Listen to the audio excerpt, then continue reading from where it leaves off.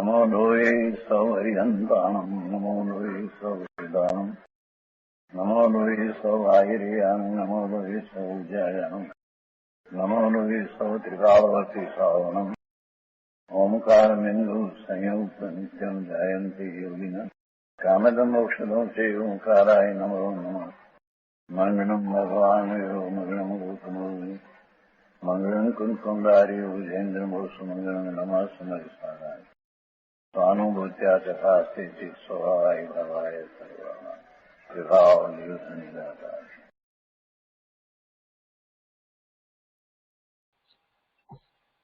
આજે પૂજ્ય ગુરુદેવ શ્રીના વચનામૃતનો સ્વાધ્યાય આપણે 270 સુધી વચનામૃત કર્યા છે. આજે 271 થી 275 એ 5 વચનામૃત લઈએ છીએ. વચનામૃત 271. પૂજ્ય ગુરુદેવ કહે છે કે જ્ઞાનીને પણ આકરા રોગ આવે, જ્ઞાનીને પણ આકરા રોગ આવે, ઇન્દ્રિયો મોડી પડી જાય, બહારથી ઇન્દ્રિયો કામ ન કરે, બહારમાં બેશુદ્ધ જેવું લાગે પણ અંદરમાં બેશુદ્ધ નથી, શરીરમાં ફેરફારો થવા એને આત્મા સાથે કોઈ સીધો સંબંધ નથી. શરીર શરીરનું કામ કરે, નામ કર્મની પ્રકૃતિઓ એના જેવા ઉદય હોય એ પ્રમાણે શરીરમાં બધું થયા કરે.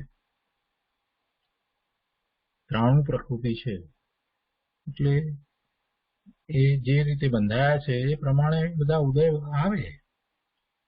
એટલે વૃદ્ધાવસ્થા આવી હોય ત્યારે આ બધું સામાન્ય રીતે જોવામાં આવે કે ઇન્દ્રિયો મોડી પડી જાય, ઇન્દ્રિયો બરાબર કામ ન કરે, એટલે કે કાનથી સંભળાય નહીં, આંખથી દેખાય નહીં, આવું કંઈક થાય. અથવા તો અસાતા વેદનીય કર્મના ઉદયને કારણે એવા રોગ આવ્યા હોય એવું પણ બને.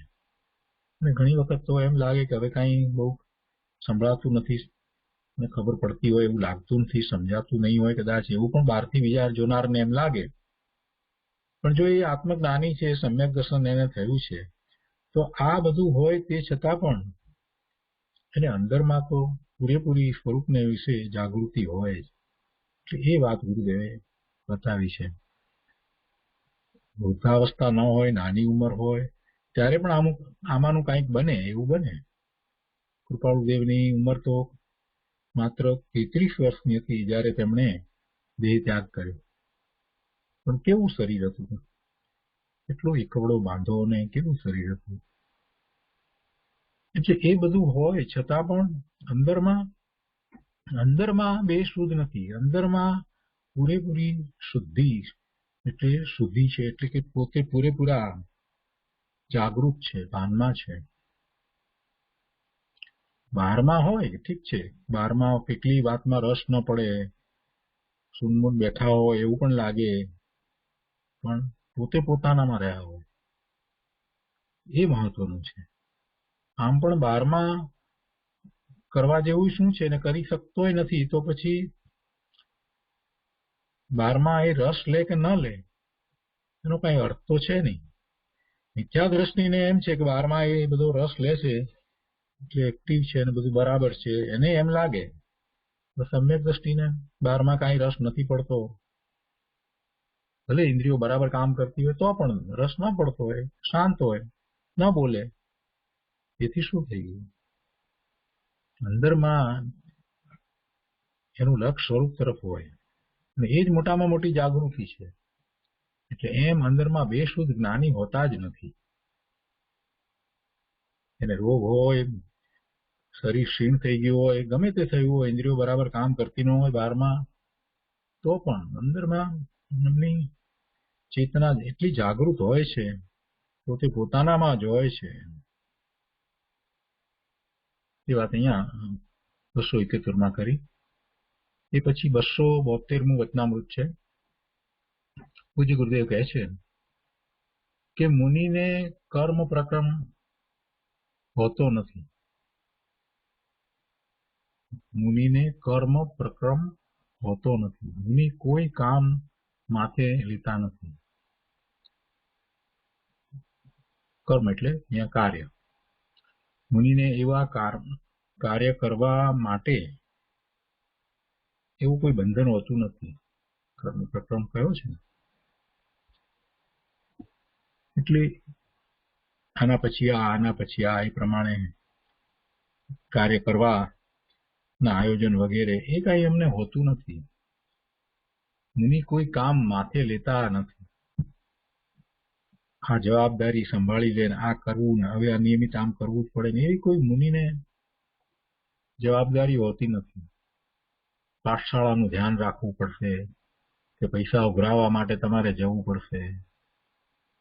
અત્યારે આ મંદિર બનાવી રહ્યા છીએ તો પછી એને માટે થઈને પૈસા એકત્રિત થાય એ માટે પ્રવચનમાં એની તમે બરાબર વાત કરો અને એવા જે કંઈ ફેસ્ટી વગેરે હોય એને જરાક તમે કહો, એટલા પૈસા તો આપણે ભેગા કરવા જ પડશે, અમુક જવાબદારી તમે લેશો તો એ બધું થશે. દાન માટે તમે જરાક બધાને કંઈક દબાણ કરો, અનુમોદના કરો તો થશે, નહીંતર આ તીર્થ કેવી રીતે થશે? આવી કોઈ વાત એમને કોઈ પણ કરે તો મુનિ એ માટે સંમત થતા નથી. પૈસા ઉઘરાવવા માટે તમારે જવું પડશે એમાં મુનિ ક્યારેય સંમત થાય નહીં. તીર્થ માટે પૈસા ઉઘરાવવા પડશે એવા કોઈ પણ કામ માટે મુનિ ક્યારેય સંમત થતા નથી. મુનિ તો મુનિ છે. પોતાના સ્વરૂપમાં એકાગ્રતાનો પુરુષાર્થ કરી રહ્યા છે, વધુ ને વધુ લીનતા કરી રહ્યા છે. એમને તો પોતાના સ્વરૂપમાં સ્થિરતા કરવી છે. એમને આ બધી વાત હોતી નથી. બહારમાં એમને રસ ક્યાં છે? 7મા ગુણસ્થાને જે મુનિ છે એ 12માં આવે છે, 6ઠ્ઠા ગુણસ્થાને આવે છે તો ત્યારે 7મા ગુણસ્થાનની દશામાં જે અનુભૂતિમાં જે આનંદ શાંતિનો અનુભવ થયો છે એ સહિત 12માં આવે છે. એટલે કે એ આનંદ અને શાંતિ એમના છીનવાઈ જાય છે એમ બનતું નથી. ક્ષણવારમાં તો પાછા પોતે પોતાના સ્વરૂપને સ્પર્શે છે. એટલે કદાચ કંઈક વિકલ્પ આવે મુનિને તો પણ કેવા વિકલ્પ આવે? સહજ રીતે કોઈક વખત કરુણા આવી જાય અને કોઈક એવા પાત્ર જીવ સામે આવ્યા તો એને ઉપદેશ આપવાનો વિકલ્પ આવે, પણ કોઈ જવાબદારી ના, એવું કઈ મુનિને હોતું નથી. એટલે કે છે કે આવા કોઈ પણ કામ મુનિ માથે લેતા જ નથી. જો માથે લે તો સમજવું કે સાચા મુનિ નથી. એમને 12માં રસ છે. સાચા મુનિને 12માં ક્યાંય કોઈ રીતે કોઈ પ્રવૃત્તિમાં રસ હોય જ નહીં. નિર્ગ્રંથ થયા છે. નિર્ગ્રંથનો અર્થ શું? સર્વ પરિગ્રહ છોડ્યા છે. અને પરિગ્રહ છોડ્યા પછીથી ધર્મના નામે કોઈ પણ પ્રવૃત્તિ કરે જ નહીં. એ તો પરિગ્રહ થઈ ગયો. એમાં તો અંતરંગ પરિગ્રહ પણ થયો અને બાહ્યમાં પછી પરિગ્રહ થઈ જાય. કંઈક હિસાબ કિતાબ વગેરેમાં પડે, તીર્થમાં કેટલા પૈસા ખર્ચાયા ને કેમ ખર્ચાયા ને એ બધી બાબતમાં જો એ પડે તો એ મુનિ પોતાના મુનિપણાથી ચ્યુત થઈ જાય. સાચા મુનિને એવા કોઈ બંધન હોતા નથી, એવી કોઈ જવાબદારી હોતી નથી, એવી કોઈ જવાબદારી લેતા નથી. કોઈ પણ પ્રકારનો બોજો મુનિ માથે રાખતા જ નથી. પોતાની ઉપર એવો કોઈ બોજો રાખતા જ નથી. તો પોતાના કાર્યમાં રત છે. પોતાનું કાર્ય એટલે સ્વભાવ ભાવે પરિણમવું, એમાં જ તો રત છે. એ સિવાય બીજી કોઈ પ્રવૃત્તિ મુનિને હોતી જ નથી. એ 272મું થયું. એ પછી 273મું વચનામૃત છે. 273માં વચનામૃતમાં પૂજ્ય ગુરુદેવ કહે છે કે સંયોગનું લક્ષ્ય છોડી દે. જો ઉપદેશ આપ્યો છે, બહુ સરસ ઉપદેશ આપ્યો છે. એક એક વાત એવી કહી છે, હૃદયને સ્પર્શી જાય એવી વાત કરી છે. જાણીએ છીએ એટલે એક કાનથી સાંભળીને બીજે કાનથી કાઢી નાખીએ એવું ન બને એ ધ્યાન રાખજો. રોજ સાંભળ્યું છે પણ છતાંય એક સાથે બધી વાત કરી છે. સંયોગનું લક્ષ્ય છોડી દે અને નિર્વિકલ્પ એક રૂપ વસ્તુ છે તેનો આશ્રય લે. બે બાબત છે. એક તો પોતે ભગવાન આત્મા જે અસંયોગી પદાર્થ છે, જે સંયોગ કરીને નથી, એ પોતે અવિનાશી, નિત્ય છે, અનાદિનો છે, અનંતકાળ સુધી રહેવા વાળો છે અને પોતે પોતાથી છે, સ્વથી છે, જેનું અસ્તિત્વ પોતાથી છે, પોતાના દ્રવ્ય ક્ષેત્ર કાળ ભાવથી પોતે છે અને પોતે સક્ષમ છે, પરિપૂર્ણ છે, એટલે પોતાના કાર્ય કરવા માટે એને પરની અપેક્ષા પણ નથી, એવો છે. અને જ્યારે એવું એને સમજાયું છે તો પછી બહારમાં જે કાંઈ સંયોગો પોતાની સમીપમાં આવે છે એનું શુક્રા એ લક્ષ કરે. સંયોગો આવે છે એનું કારણે જાણે છે કે પૂર્વે જેવા ભાવ કર્યા હતા એવા ભાવને કારણે કર્મનો બંધ પડ્યો અને એ કર્મ અત્યારે ઉદયમાં આવ્યું છે તો આવ્યું છે. અને દરેક કર્મને સ્થિતિબંધ હોય છે. ઉદયમાં આવ્યું છે એટલે હવે ખરી જવાનું છે એ વાત પણ નિશ્ચિત છે. તો એ ઉદયમાં આવ્યું એટલે એને કારણે એવા સંયોગો સર્જાયા છે. અનુકૂળ કે પ્રતિકૂળ સંયોગો પોતાની સમીપમાં છે, પણ છે તો શું થયું? એનો સ્થિતિબંધ છે એટલો સમય જ રહેશે. એ તો કર્મ ખરી જવાનું જ છે. આવો જ્યારે અંતરમાં વિચાર થાય ત્યારે પછી સંયોગોનું લક્ષ છૂટી જાય છે. ગુરુદેવ કહે છે કે સંયોગનું લક્ષ છોડી દે. એ તને હિતકારી પણ નથી, અહિતકારી પણ નથી. સંયોગોનું લક્ષ કરીને તો તું આ ભવના ભ્રમણ કરી રહ્યો છે. વર્તમાનમાં જે કંઈ સંયોગો છે, પોતાની એવી ગતિ થઈ છે, મનુષ્યની ગતિ થઈ છે, મનુષ્યનું શરીર પ્રાપ્ત થયું છે અને એ પ્રમાણે બીજા બધા શરીરના સંબંધે સગા સ્નેહીઓ આ બધા છે, એ બધાના પોતાના કાર્યો થઈ રહ્યા છે અને એમાં પોતે રહ્યો છે એ બધાની વચ્ચે એવો સંયોગ છે. પોતાને પણ કંઈક ધન લક્ષ્મી વગેરે પ્રાપ્ત થયા છે. આ બધો સંયોગ છે. અને સંયોગ હોય ને વિયોગ ન હોય એવું બને નહીં. સંયોગ છે તો વિયોગ તો થવાનો જ છે. તો સંયોગનું લક્ષ છોડીને સ્વરૂપ તરફ કેમ ન વળવું? જે રહેતું નથી, જે કાયમ ટકીને રહેતું નથી, એનું લક્ષ કરવાથી શું ફાયદો? જે પોતાનું કાંઈ હિત પણ કરતું નથી, જે પોતાનું અહિત પણ કરતું નથી, એનું લક્ષ કરી અને નકામા વિકલ્પોમાં ચાલ્યા જવાથી શું લાભ? દુઃખી થવાય.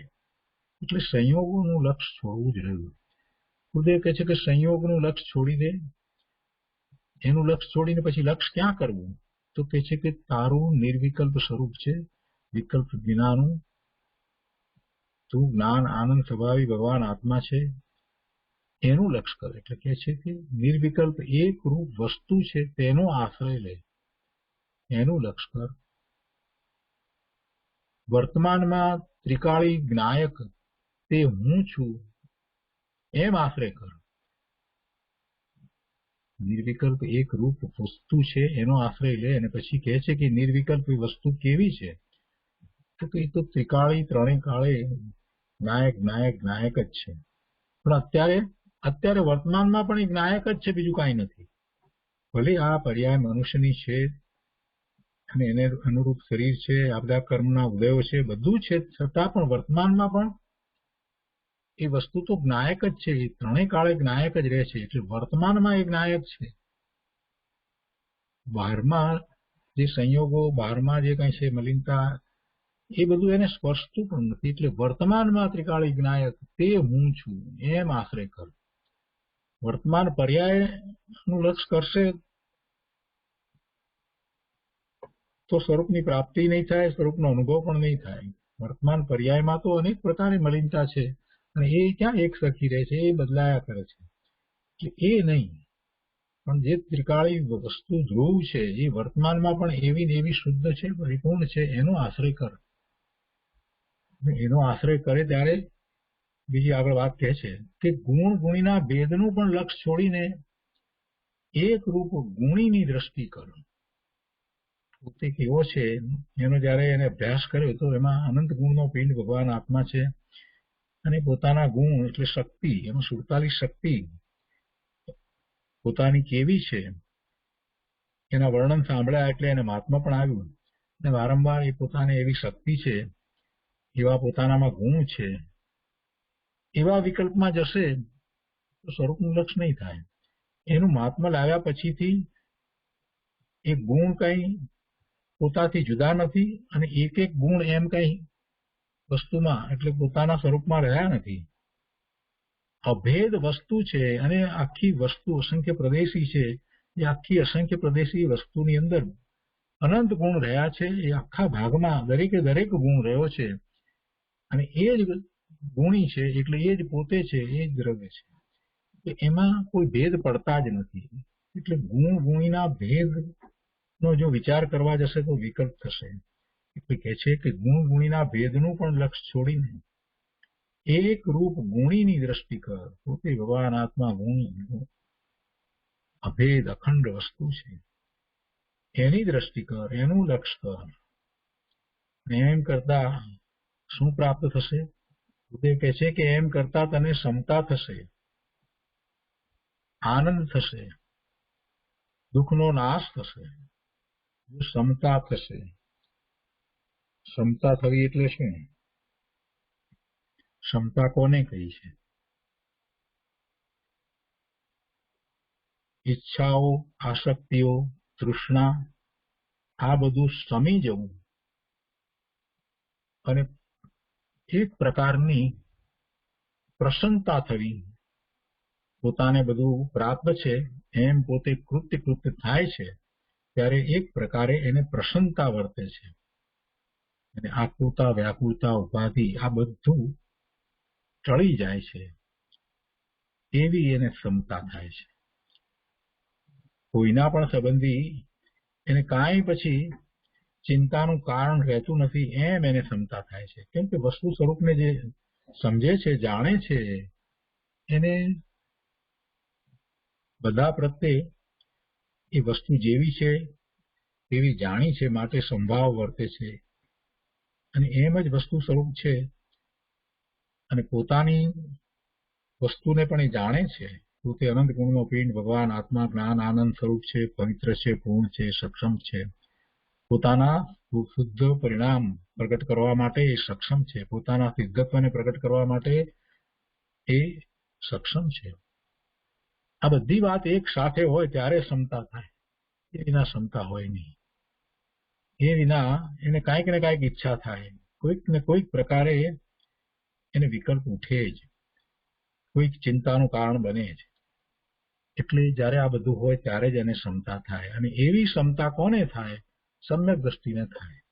એટલે કે જે પોતાના સ્વરૂપનું લક્ષ કરે છે અને સ્વનો અનુભવ કરે છે એને એવી ક્ષમતા થાય. એટલે અહીંયા એમ કહ્યું કે પોતે વર્તમાનમાં પણ ત્રિકાળી જ્ઞાયક છે એમ પોતાના સ્વરૂપનો આશ્રય કરી અને અભેદ વસ્તુનું લક્ષ કરી અને એનો અનુભવ કરે ત્યારે એને એવી ક્ષમતા થાય, એને આનંદ થાય. અને દુઃખનું કોઈ કારણ પછી ઊભું રહેતું જ નથી. દુઃખ તો 12મા પરનું લક્ષ કરતા દુઃખ હતું. 12મા કંઈક પ્રાપ્ત કરવાની ઈચ્છા હતી, પ્રાપ્ત કરવું હતું એટલે એ દુઃખ હતું. હવે વસ્તુ સ્વરૂપનો અનુભવ થયો છે, 12માથી કાંઈ પ્રાપ્ત કરવાની કોઈ ઈચ્છા આસક્તિ રહી જ નથી, ત્યારે પછી દુઃખની ક્યાં વાત રહી? એટલે દુઃખનો નાશ થાય. એક ચૈતન્ય વસ્તુ ધ્રુવ છે તેમાં દ્રષ્ટિ દેવાથી એને આ બધું એ વખતે તો થાય, આનંદ, શાંતિ એવો અનુભવ તો થાય, પણ સાથે ને સાથે એમ કરતા એને સમ્યક શ્રદ્ધાન થાય. અને એમ સમ્યક શ્રદ્ધાન થતા પછી વારંવાર એ પોતે પોતાના સ્વરૂપમાં એકાગ્રતાનો પુરુષાર્થ કરતો થતો એ કર્મનો ક્ષય કરે છે અને એમ કર્મનો ક્ષય થતા એને મુક્તિ થાય છે. એટલે આ મુક્તિનો માર્ગ છે. એક ચૈતન્ય વસ્તુ ધ્રુવ છે તેમાં દ્રષ્ટિ દેવાથી તને મુક્તિનો માર્ગ પ્રગટ થશે. એમ એ મુક્તિનો માર્ગ પોતાને પ્રાપ્ત થાય છે, મુક્તિનો માર્ગ પ્રગટ થાય છે. સમ્યક દર્શન થાય ત્યાંથી જ ખરેખર મોક્ષ માર્ગની શરૂઆત થાય છે. આગળ કહે છે કે અભેદ ચીજ કે જેમાં ગુણ ગુણીના ભેદનો પણ અભાવ છે એવી પોતાની વસ્તુ અભેદ, કોઈ ભેદ પડતા નથી, પોતે અખંડ અભેદ સિદ્ધ સમાન પૂર્ણ પવિત્ર છે. જો ત્યાં જા તને ધર્મ થશે. પોતાની ચીજ જેમાં ગુણ ગુણીના ભેદનો પણ અભાવ છે ત્યાં જા તને ધર્મ થશે. રાગથી અને દુઃખથી છૂટવાનો પંથ તને હાથ આવશે. આ એ જ માર્ગ છે જે રાજમાર્ગે ચાલી અને અનંત જીવોએ પોતાનું કલ્યાણ કર્યું છે. આ એ જ માર્ગ છે જે માર્ગે ચાલી અને અનંત સિદ્ધ થયા છે. તો કે છે કે એ ધર્મ છે અને રાગથી રહિત, દુઃખથી રહિત, કષાયોથી રહિત એવો એ મોક્ષનો માર્ગ છે. એટલે રાગથી ને દુઃખથી છૂટવાનો પંથ તને એ રીતે હાથમાં આવી જાય છે. તો એ રીતે 273મું વચનામૃત થયું.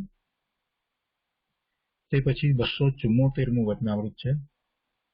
પૂજ્ય ગુરુદેવ કહે છે કે પંડિત ભાગચંદજી કૃત સત્તા સ્વરૂપમાં અરહંતનું સ્વરૂપ જાણીને ગૃહિત મિથ્યાત્વ ટાળવાનું સ્વરૂપ બહુ સારી રીતે સમજાવેલ છે.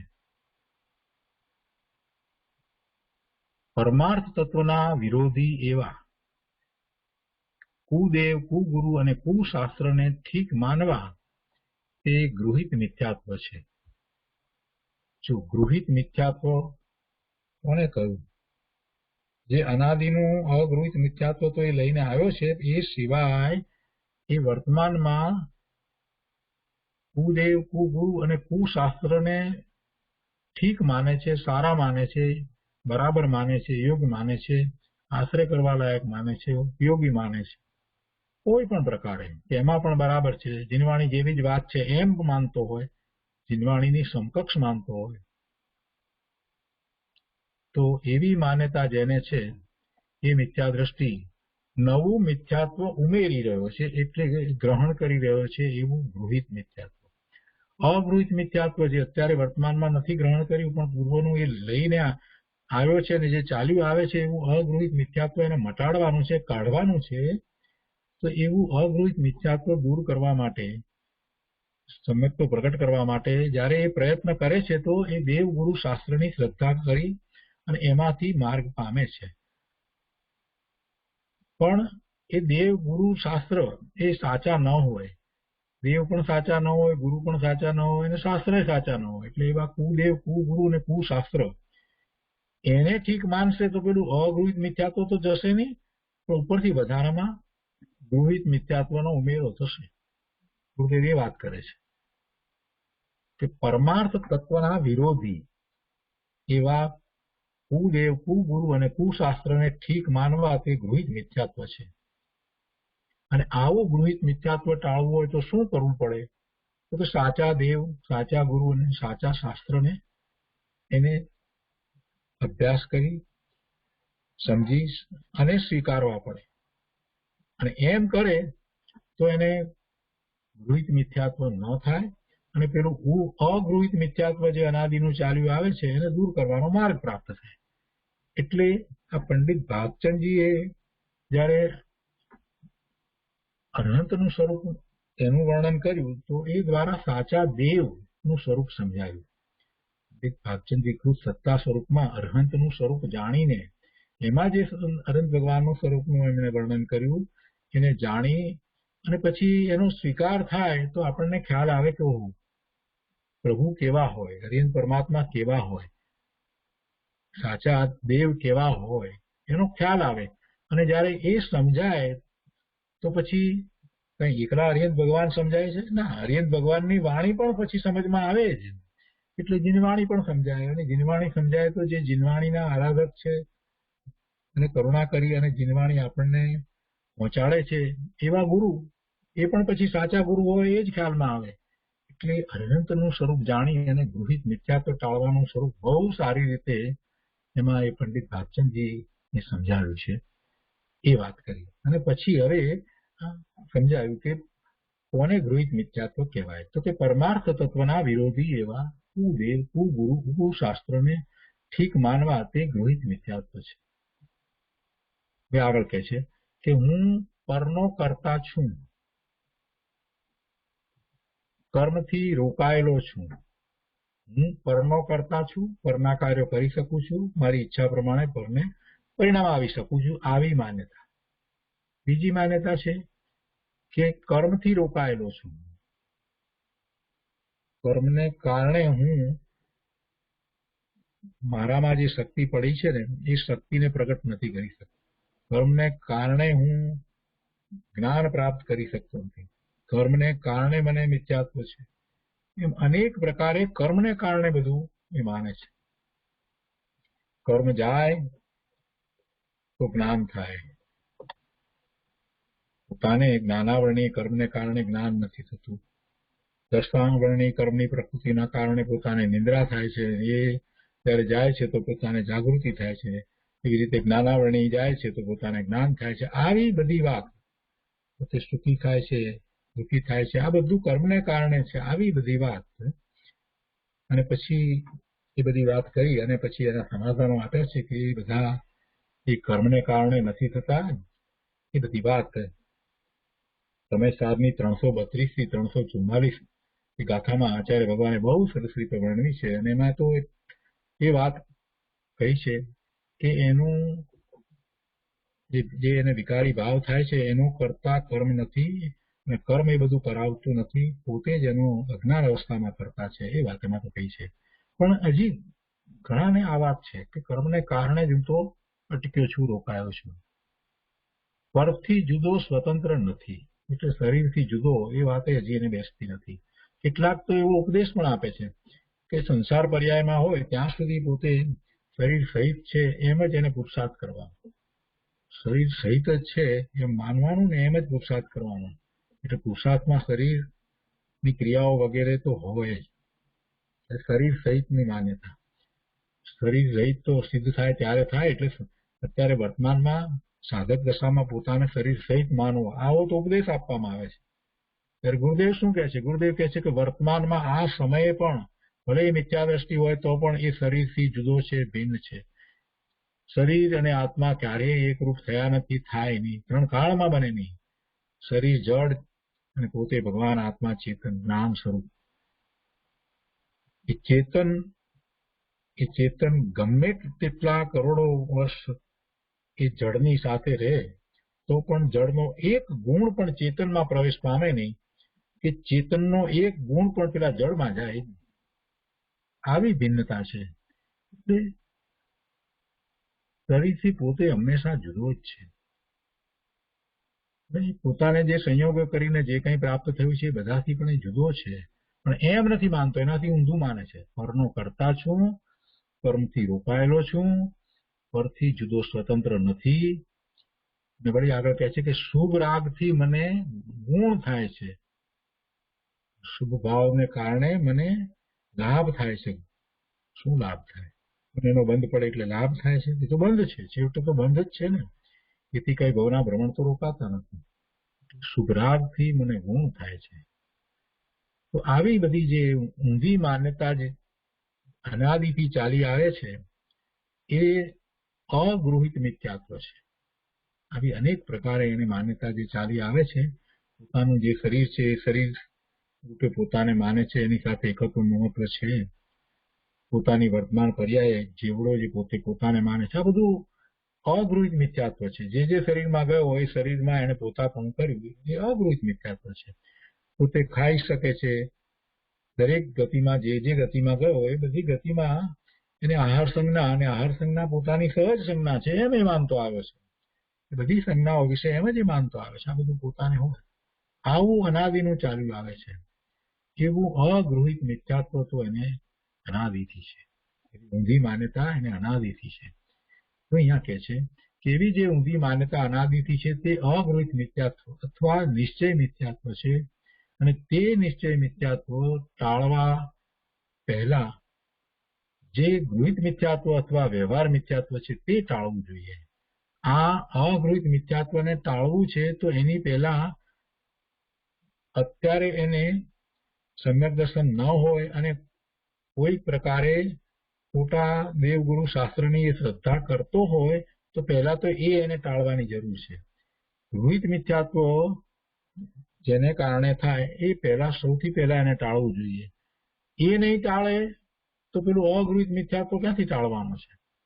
ગૃહિત મિથ્યાત્વ તો જોઈએ જ નહીં, નવું ઉમેરાય નહીં. અને અત્યારે વર્તમાનમાં કોઈ પણ પ્રકારે ગૃહિત મિથ્યાત્વ થતું હોય એ તો એને ટાળવું જ જોઈએ. અને એ ટાળી અને ગૃહિત મિથ્યાત્વ ટાળશે એટલે કે એ સાચા દેવ ગુરુ શાસ્ત્ર અને માનશે, એવી શ્રદ્ધા કરશે, તો અગૃહિત મિથ્યાત્વ ટાળવા માટેનો એને માર્ગ પ્રાપ્ત થશે. અહીંયા કહે છે કે તે નિશ્ચય મિથ્યાત્વ, એવું જે અગૃહિત મિથ્યાત્વ, એ ટાળવા પહેલા જે ગૃહિત મિથ્યાત્વ અથવા તો વ્યવહાર મિથ્યાત્વ છે તે ટાળવું જોઈએ. કોઈ અપેક્ષાએ આ ગૃહિત મિથ્યાત્વને વ્યવહાર મિથ્યાત્વ પણ કહેવામાં આવ્યું છે, કેમ કે નવું નવું થાય છે અને પાછું બદલાઈ જાય છે. આ ને આ ભાવની અંદર પહેલા માન્યતા કંઈક હોય અને પછી જયારે આ બધું વાંચન વગેરે થાય, દ્રવ્યસ્ત્રોતનો અભ્યાસ થાય, સાચા એવા વિદ્વાન વગેરે મળ્યા હોય, સમ્યક દ્રષ્ટિ, ગુરુદેવ જેવા, કૃપાળુદેવ જેવાની વાણી અને શાસ્ત્રનો અભ્યાસ વગેરે બરાબર સાચી રીતે સમજપૂર્વક થયો હોય તો એ પાછું બદલાય પણ ખરું. એટલે આ જે ગૃહિત મિથ્યાત્વ જે છે, કેટલીક વખત તો આને આ ભાવની અંદર જ જે પકડ્યું હોય એની પકડ છૂટી જાય છે. પહેલા આમ માનતા હતા, હવે સાચી સમજ થઈ એટલે છૂટી જાય છે. અને એ કરવું બહુ જરૂરી છે. એ નહીં કરે અને ખોટી માન્યતામાં જ રહેશે, કુગુરુ, કુદેવ, કુશાસ્ત્ર, એમાં જ જો એ રહેશે તો પેલું અગૃહિત મિથ્યાત્વ, નિશ્ચય મિથ્યાત્વ તો ટળવાનું જ નથી. એટલે પહેલા આ તરફ લક્ષ્ય એને આપવું જ જોઈએ. સાચા દેવ ગુરુ શાસ્ત્રની શ્રદ્ધા,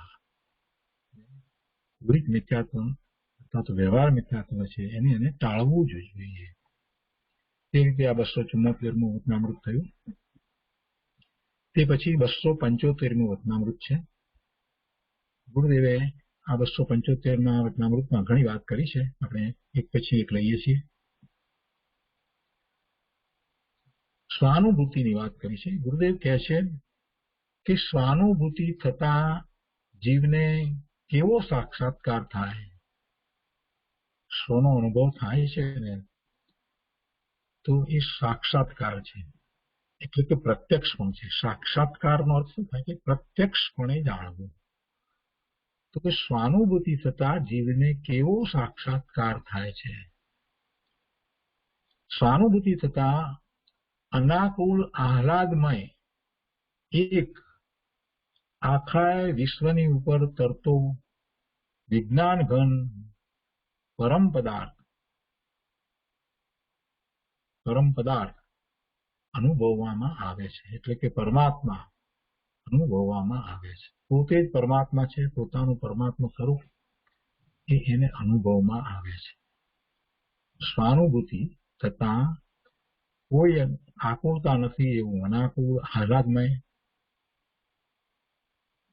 એવો આનંદ, આહલાદમય અને એવો એટલે કે એવા આનંદ સહિત પોતે આખો અભેદ, અખંડ, આખા વિશ્વની ઉપર તરતો, એટલે બધાથી જુદો એમ તરતો, આખા વિશ્વની ઉપર તરતો વિજ્ઞાન ઘન. વિજ્ઞાન ઘન કયો છે, નાયક કહેવાને બદલે વિજ્ઞાન ઘન, કેમ કે પોતે જ્ઞાન સ્વરૂપ છે. અને જ્ઞાન સ્વરૂપ છે તો આખી વસ્તુ જ્ઞાન સ્વરૂપ છે, એટલે એને વિજ્ઞાન ઘન એમ કહ્યું. વિશેષપણે જ્ઞાન સ્વરૂપ એવો પરમ પદાર્થ પોતે છે, એ જ પરમાત્મા છે, એ એને અનુભવમાં આવે છે. આવા અનુભવ વિના આત્મા સમ્યકપણે દેખાતો નથી એટલે કે શ્રદ્ધાતો નથી. આવો અનુભવ ન થાય ત્યાં સુધી આત્મા સમ્યકપણે શ્રદ્ધામાં આવતો જ નથી, શ્રદ્ધાતો જ નથી. તેથી સ્વાનુભૂતિ વિના સમ્યક દર્શનની એટલે કે ધર્મની શરૂઆત જ થતી નથી. સ્વાનુભૂતિ થાય ત્યારે આત્મા એવો અનુભવમાં આવે છે, વિજ્ઞાન ઘન, આનંદમય, અખંડ ભેદ વસ્તુ, બધાથી જુદો ભિન્ન, આખા વિશ્વ ઉપર તરતો એવો જાણે કે અનુભવમાં આવે છે. અને એમ અનુભવમાં આવે છે તો એવી જ શ્રદ્ધા છે, અને પછી એવો જ એ શ્રદ્ધા છે. એટલે સ્વાનુભૂતિ થતા જેવો છે તેવો આત્મા અનુભવમાં આવ્યો એવી શ્રદ્ધા થઈ, અને એને જ સમ્યક દર્શન કહેવાય છે. એ સાચી શ્રદ્ધા છે, સમ્યક શ્રદ્ધા છે. કોના વિશે? પોતાના વિશે. પોતાના વિશેની આવી સમ્યક શ્રદ્ધા જ્યાં સુધી ન થાય ત્યાં સુધી બહારના ગમે તેટલા ડાપણ કરે, બહારની ગમે તે પ્રકારે શ્રદ્ધા કરે, પણ એ બધું વ્યર્થ છે, નિરર્થક છે, એ બધું નકામું છે. પોતાના સ્વરૂપનો અનુભવ કરી અને જે શ્રદ્ધા થાય છે એ સમ્યક શ્રદ્ધા છે. અને એ સમ્યક શ્રદ્ધાને કારણે અનાદિનું જે મિથ્યાત્વ એટલે કે પોતાના સંબંધી વિપરીત માન્યતા હતી એ બધી માન્યતા ટળી જાય છે. હવે પોતાના સંબંધીની માન્યતા ટળે એટલે સાથે સાથે શું થાય? તો પોતાને જે પર સાથેનો સંબંધ હતો ને, જે ખોટો સંબંધ, એ નીકળી જાય છે. જગતના બધા પદાર્થો સાથે તે એક અથવા બીજા સંબંધથી એ પોતાને જોડતો હતો. શરીર સાથે એક હતો મમત્વ કરીને, શરીરના સંબંધે જે સગાવાલા મિત્ર છે એની સાથે, બધાની સાથે, અને સંયોગો કરીને જે પ્રાપ્ત થયેલા પદાર્થ એની સાથે પણ એ પોતાને જોડતો હતો. એ હવે એને ખ્યાલ આવી ગયો કે પોતે તો આ બધાથી જુદો ભગવાન આત્મા પરિપૂર્ણ છે, જ્ઞાન આનંદ સ્વભાવી છે, એટલે આપોઆપ બીજું બધું એનાથી જુદું પડી ગયું. જે વિકલ્પ રૂપે ભેદ જ્ઞાન હતું એ અત્યારે સમ્યક દર્શન થતા હવે એ ભેદ જ્ઞાન ખરેખર સાચા અર્થમાં થયું. પોતે બધાથી જુદો વિજ્ઞાન ઘન એવું પરમ પદાર્થ અનુભવમાં આવે છે. એમ એ સમ્યક શ્રદ્ધાંત થયું. ને આવું સમ્યક શ્રદ્ધાંત થયું એટલે વારંવાર એ પોતે પોતાના સ્વરૂપનો અનુભવ કરતો થતો, જગતના બધા પદાર્થો પ્રત્યે ઉદાસીન વર્તતો, રાગ દ્વેષના પરિણામો હવે નથી કરતો, એને ઈચ્છા આસક્તિ હવે નથી થતી, કેમ કે પોતાના સ્વરૂપનો અનુભવ થયો છે ને. એટલે પોતે જે છે જાણ્યા પછીથી પોતાની જે ઊંધી માન્યતા, વિપરીત માન્યતા જે હતી એ બધી ચાલી ગઈ. એટલે હવે શું કરે છે? હવે સ્વરૂપનું લક્ષ્ય વારંવાર કરે છે અને એમ એને ધર્મની શરૂઆત થઈ, મોક્ષ માર્ગની શરૂઆત થઈ અને એમાં આગળ વધતા વધતા શુદ્ધિની વૃદ્ધિ કરતો થતો છેવટે પૂર્ણ દશાને પ્રાપ્ત કરે છે. એટલે સમ્યક દર્શનથી ધર્મની શરૂઆત થાય છે. એની વાત કરતા ગુરુદેવે એમ કહ્યું કે સ્વાનુભૂતિ વખતે જે અનુભવમાં આવે છે એ દ્વારા જ ખરેખર સમ્યક દર્શન કહેવાય અને ત્યારે જ ધર્મની શરૂઆત થાય છે. એના પછીના પેરેગ્રાફમાં આગળ કહે છે કે આવી સ્વાનુભૂતિ પ્રાપ્ત કરવા જીવે શું કરવું? સ્વાનુભૂતિની વાત કરી પણ હવે કહે છે કે આવી સ્વાનુભૂતિ પ્રાપ્ત કરવા જીવે શું કરવું? કેમ કે સ્વાનુભૂતિ વિના તો સમ્યક દર્શન નથી અને સમ્યક દર્શન વિના ધર્મની શરૂઆત નથી. ધર્મ કોને કહો? જે મુક્તિ અપાવે એને ધર્મ કહેવામાં આવે. જે દ્વારા મુક્તિ થાય, પોતાનું મુક્ત પૂર્ણ શુદ્ધ સ્વરૂપ પ્રગટ થાય, પ્રાપ્ત થાય, સિદ્ધ દશા પ્રાપ્ત થાય, એને ધર્મ કહેવાય. તો એવા ધર્મની શરૂઆત, એવા મોક્ષ માર્ગની શરૂઆત સ્વાનુભૂતિ વિના થતી નથી, સમ્યક દર્શન વિના થતી નથી. કહે છે કે આવી સ્વાનુભૂતિ કરવી તો જરૂરી છે. તો શું કરવું એ માટે? આવી સ્વાનુભૂતિ પ્રાપ્ત કરવા જીવે શું કરવું?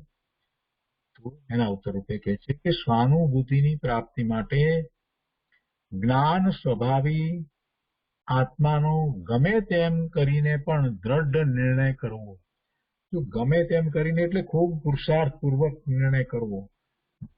બધી રીતે પહેલા એ અભ્યાસ દ્વારા જાણે, તર્ક દ્વારા એ સમજે, નિર્ણયો કરે, આગમ પ્રમાણથી પણ જાણે, ગુરુની વાણી દ્વારા પણ એને જાણે, જેમ છે તેમ વસ્તુ સ્વરૂપને જાણે, આત્માને બરાબર જેવો છે તેવો જાણે, એનો નિર્ણય કરે કે પોતે જ્ઞાન સ્વભાવી ભગવાન આત્મા છે. સ્વાનુભૂતિ પ્રાપ્તિ માટે જ્ઞાન સ્વભાવી આત્માનો ગમે તેમ કરીને પણ દ્રઢ નિર્ણય કરવો. આ દ્રઢ નિર્ણય કરવા માટે આપણે શાસ્ત્રનો અભ્યાસ કરીએ છીએ. આ તો બધા શાસ્ત્રોનો અભ્યાસ કરતા કરતા એના નયોમાં, એના વિકલ્પોમાં, એના પેટા વિભાગોમાં એમાં જ રચા પચારે છે અને એની ચર્ચાઓમાં રોકાઈ જાય છે અને એમ માને છે કે અમે તો સ્વાધ્યાય કર્યો. ભાઈ, સ્વાધ્યાય કર્યો પણ તમે તો ક્યાં રોકાઈ ગયા? તમે તો વિકલ્પોમાં રોકાઈ ગયા. પ્રભુ, એમાં ક્યાં રોકાવાનું હતું? શાસ્ત્ર અભ્યાસ દ્વારા તો દ્રઢ નિર્ણય કરવાનો હતો. એને બિચારાને એમ થાય છે કે પેલાને આ બધું આવડે છે, પેલાને 48 શક્તિ મોઢે આવડે છે, એના અર્થ બોલી જાય છે. પેલાને અવ્યક્તના બોલ પણ એને ખબર છે, વ્યક્તના બોલ પણ ખબર છે, અને એ પણ એને ખબર છે. એને તો અલિંગ્રણના બોલ પણ આવડે છે. એટલે આ વિચારો એમાં પડી જાય છે. બસ મને એ આવડે તો બરાબર. અને એમાં એ કેટલો સમય કાઢી નાખે છે.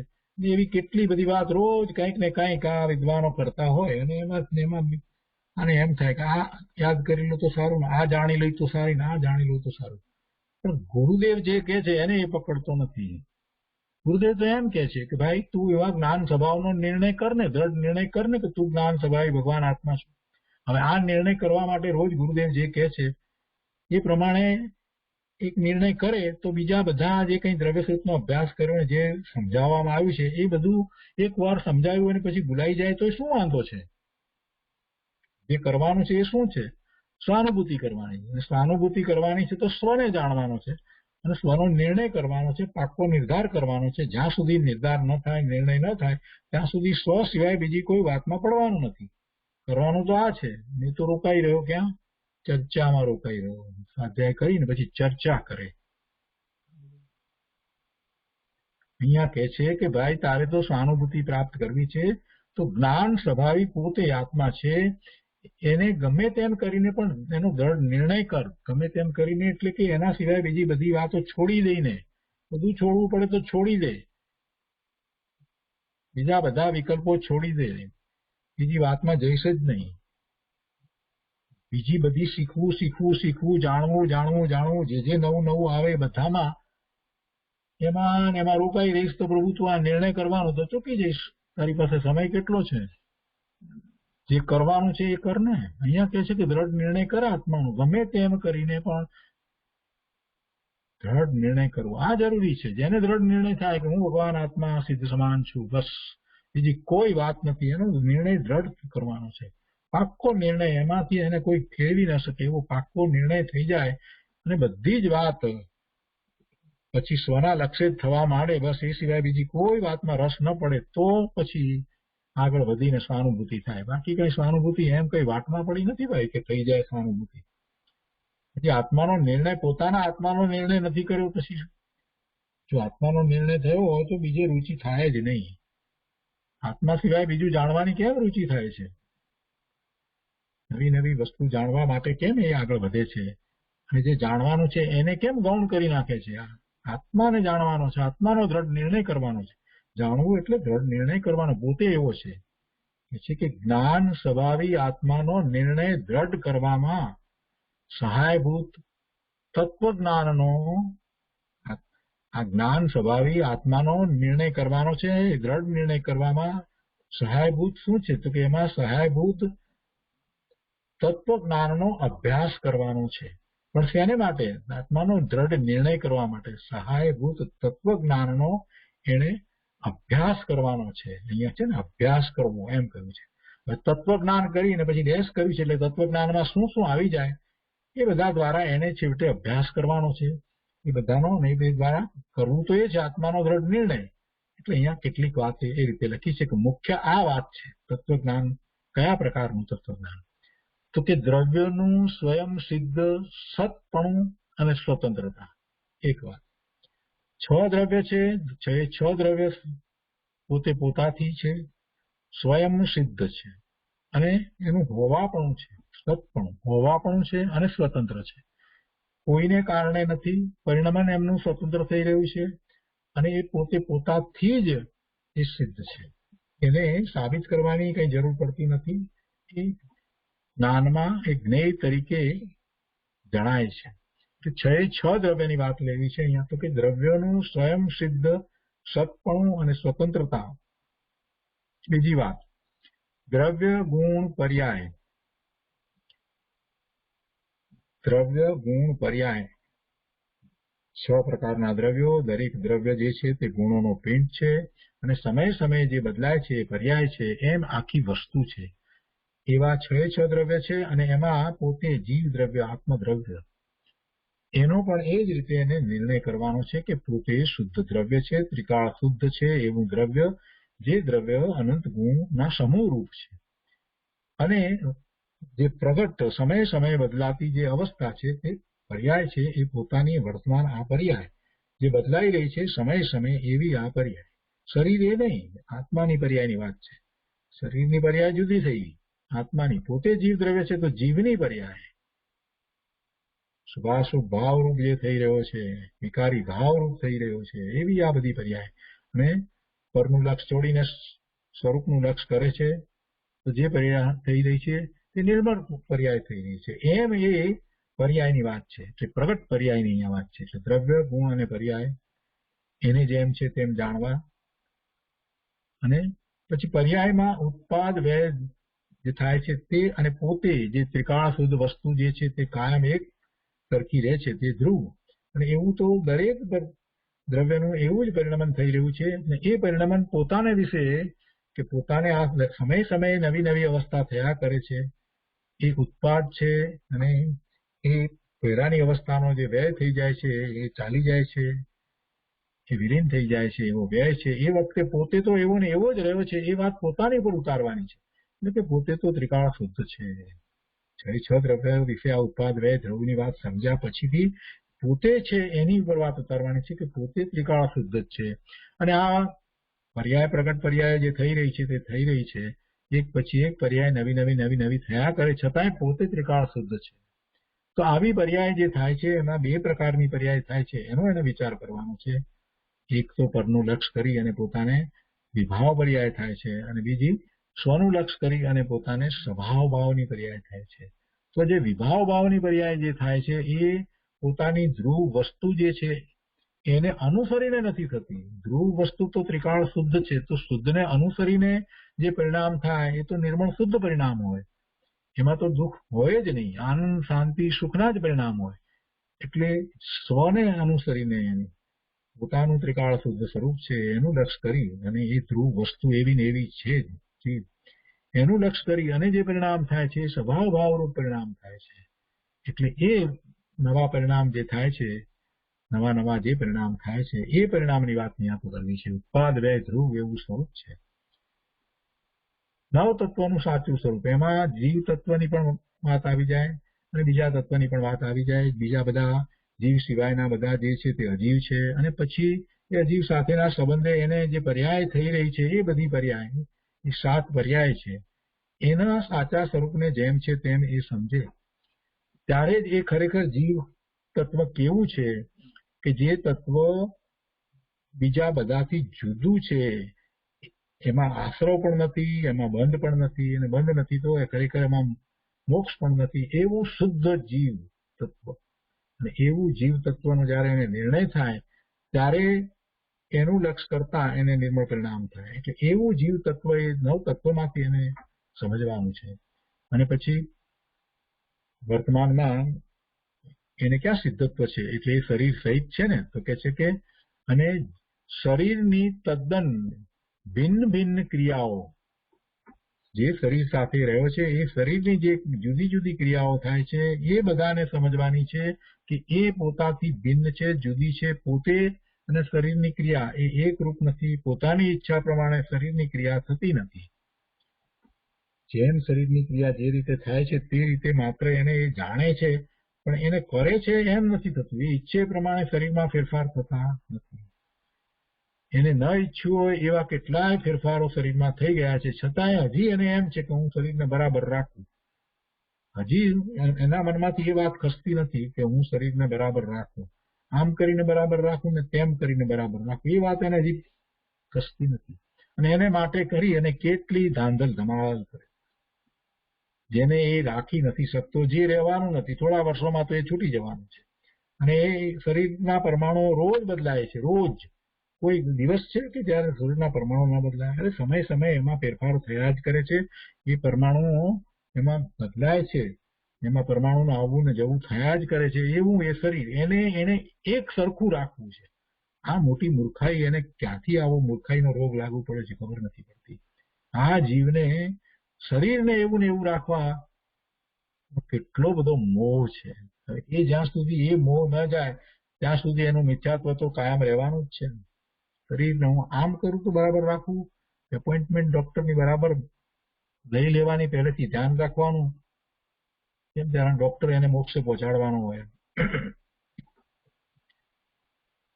બધું બરાબર કરવાનું, બરાબર ચેકઅપ કરાવવાનું, ટાઈમ ટુ ટાઈમ બધા ટેસ્ટ કરાવવાના, આમ એક્સરસાઇઝ કરવાની, આમ કરવાનું, તેમ કરવાનું. શરીરની પાછળ પડ્યો છે.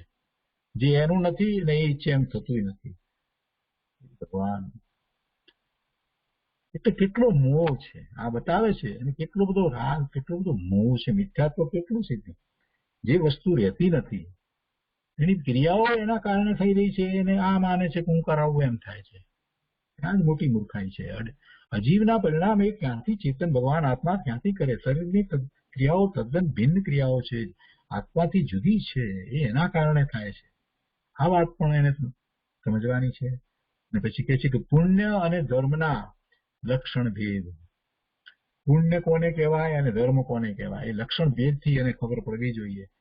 પુણ્ય છે તે બંધનું કારણ છે. ગમે તેવો શુભ ભાવ હોય અને એને કારણે પુણ્યનો બંધ પડે તો એ પુણ્ય છે એ બંધનું કારણ છે, ભવના ભ્રમણનું કારણ છે. અને ધર્મ છે તે અબંધરૂપ ધર્મ હોય છે, જેમાં બંધ ન પડે એ ધર્મ છે, એ મુક્તિનું કારણ છે. તો એ લક્ષણ દ્વારા એને ખ્યાલમાં આવવું જોઈએ. એ બધી વાતને એને સમજવાની છે. અને નિશ્ચય, વ્યવહાર ઇત્યાદિ અનેક વિષયોના સાચા બોધનો અભ્યાસ કરવો. વસ્તુનું સ્વરૂપ નિશ્ચયથી કઈ રીતે છે, વ્યવહારથી કઈ રીતે છે, એ બધી વાતનો એને વિચાર કરવો, સાચો બોધ પ્રાપ્ત કરવો. પણ શેને માટે? તેને માટે તો કે આત્માનો નિર્ણય દ્રઢ કરવામાં આ બધું સહાયભૂત છે. એટલે આત્માનો નિર્ણય જો ન થતો હોય અને બાકી આમાં જ રોકાઈ ગયો તો એનો કાંઈ અર્થ નથી. વાત આ જે કહી ને કે આત્માનો નિર્ણય દ્રઢ કરવામાં આ સહાયભૂત છે. સહાયભૂત કહ્યું છે, એમ નથી કહ્યું કે એનાથી નિર્ણય થઈ જાય છે. નિર્ણય તો એને જાતે કરવાનો છે. નિર્ણય કરનારો એ છે. આ બધો દ્રવ્ય સ્વરૂપનો અભ્યાસ કરીને જો એ નિર્ણય નથી કરતો તો એ અભ્યાસ શું કામનો? એનો શું કામનો? કાંઈ કામનો નથી. આ બધા વિષયોનો અભ્યાસ કરવાનો છે એ સ્વરૂપનો નિર્ણય કરવા માટે, જેવું પોતાનું સ્વરૂપ છે એવા સ્વરૂપનો નિર્ણય કરવા માટે છે, એવો અભ્યાસ કરવો. પછી કહે છે કે તીર્થંકર ભગવંતોએ કહેલા આવા અનેક પ્રયોજનભૂત સત્યોના અભ્યાસની સાથે સાથે, અભ્યાસ તો કરે તીર્થંકર ભગવાનની વાણીમાં જે આ પ્રયોજનભૂત વાત એવા સત્ય પ્રકાશ્યા છે એનો અભ્યાસ કરે ને અભ્યાસની સાથે સાથે સર્વ તત્વજ્ઞાનનો શિરમોર, મુગટમણી, જે શુદ્ધ દ્રવ્ય સામાન્ય અર્થાત પરમ પારિણામિક ભાવ એટલે કે જ્ઞાયક સ્વભાવી શુદ્ધ આત્મ દ્રવ્ય સામાન્ય, જે સ્વાનુભૂતિનો આધાર છે, સમ્યક દર્શનનો આશ્રય છે, મોક્ષ માર્ગનું આલંબન છે, સર્વ શુદ્ધ ભાવોનું નાદ છે, તેનો દિવ્ય મહિમા હૃદયમાં સર્વ અધિકપણે અંકિત કરવા યોગ્ય છે. જો આ ડેશ કર્યા છે એટલે આ આખું વાક્ય એ રીતે છે. શું કહે છે આખા વાક્યમાં? કે આ અભ્યાસ કરવો એ વાત તો આવી, ત્યાર પછીથી કહે છે કે તીર્થંકર ભગવંતોએ કહેલા આવા અનેક પ્રયોજનભૂત સત્યોના અભ્યાસની સાથે સાથે શું કરવું? સાથે સાથે આ તો અભ્યાસ કરવો પોતાના સ્વરૂપની દ્રઢતા કરવા માટે, પણ સાથે સાથે શું કરવું? તો કે સર્વ તત્વજ્ઞાનનો આ જે તત્વજ્ઞાનની જે બધી વાત કરી એના મુગટમણી, શિરમોર, એમાં જે સૌથી મુખ્ય વસ્તુ શિરમોર, મુગટમણી, એના સમાન જે છે તે શું છે? તો કે એ પોતાનું સ્વરૂપ છે. એટલે અહીંયા કહે છે કે એ પોતાનું સ્વરૂપ એટલે કે શુદ્ધ આત્મદ્રવ્ય જે છે એનો મહિમા લાવવો, તેનો દિવ્ય મહિમા હૃદયમાં સર્વ અધિકપણે અંકિત કરવા યોગ્ય છે. અને એના વિશે પછી અહીંયા વાત કરી છે શિરમોર, મુગટમણી, જે શુદ્ધ દ્રવ્ય સામાન્ય છે, પોતાનું શુદ્ધ દ્રવ્ય, જેને પારિણામિક ભાવ પણ કહેવાય છે, પરમ પારિણામિક ભાવ, એ જ્ઞાયક સ્વભાવી શુદ્ધ આત્મદ્રવ્ય સામાન્ય છે. અને એ જ સ્વાનુભૂતિનો આધાર છે. એટલે કે એનું લક્ષ્ય કરતા સ્વાનુભૂતિ થાય છે, એ જ સમ્યક દર્શનનો આધાર છે, એ જ મોક્ષ માર્ગનું આલંબન છે. તો એનો મહિમા હૃદયમાં લાવીને પોતાના પરમ પરિણામિક ભાવ શુદ્ધ આત્મદ્રવ્ય સામાન્યનો મહિમા અંતરમાં લાવી સર્વાધિકપણે મહિમા લાવવો. અને એવો મહિમા લાવે, આ જે પેલા આત્માને જાણવાની વાત કરીને પછી હવે એમ કેવું છે કે એવા શુદ્ધ આત્મા સ્વરૂપનો મહિમા લાવવો, એવો પોતે છે એનો મહિમા લાવવો, એ કરવા યોગ્ય છે. એવો મહિમા ના આવે ત્યાં સુધી એ પોતાના સ્વરૂપ તરફ વળશે જ નહીં.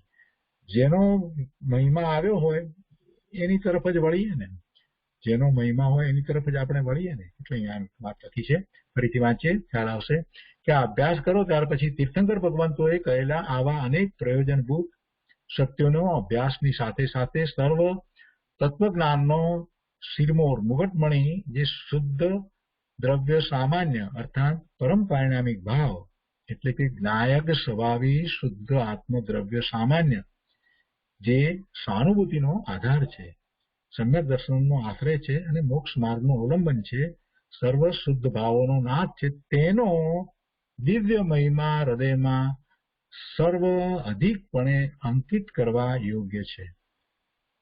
બે વાત થઈ. તે પછી ત્રીજી વાત કે છે, પહેલા તો આત્માનો નિર્ણય કરાવ્યો, એ કરવાની વાત કરીને એને માટે આ અભ્યાસ વગેરેની વાત કરી, અને પછી આ એનો મહિમા લાવવાની વાત કરી. એટલે આ બીજી વાત થઈ.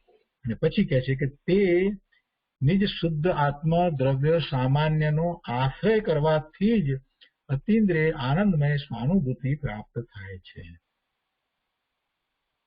આ ત્રીજી વાત.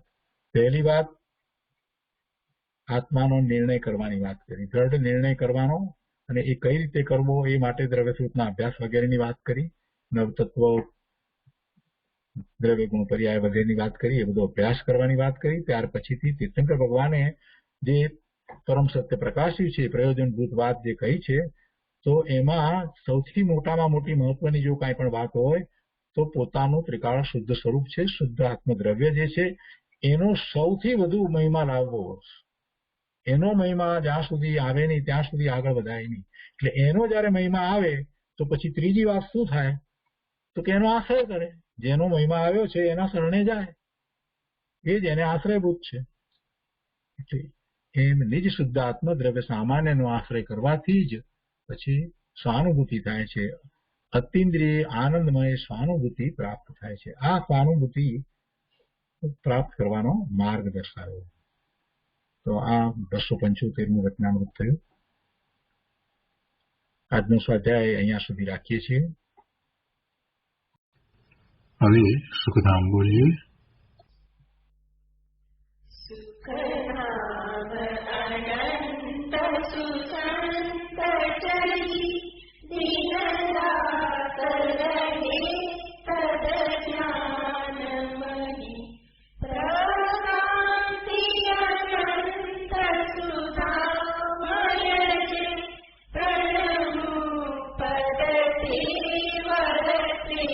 જયતે પ્રણમો પદતે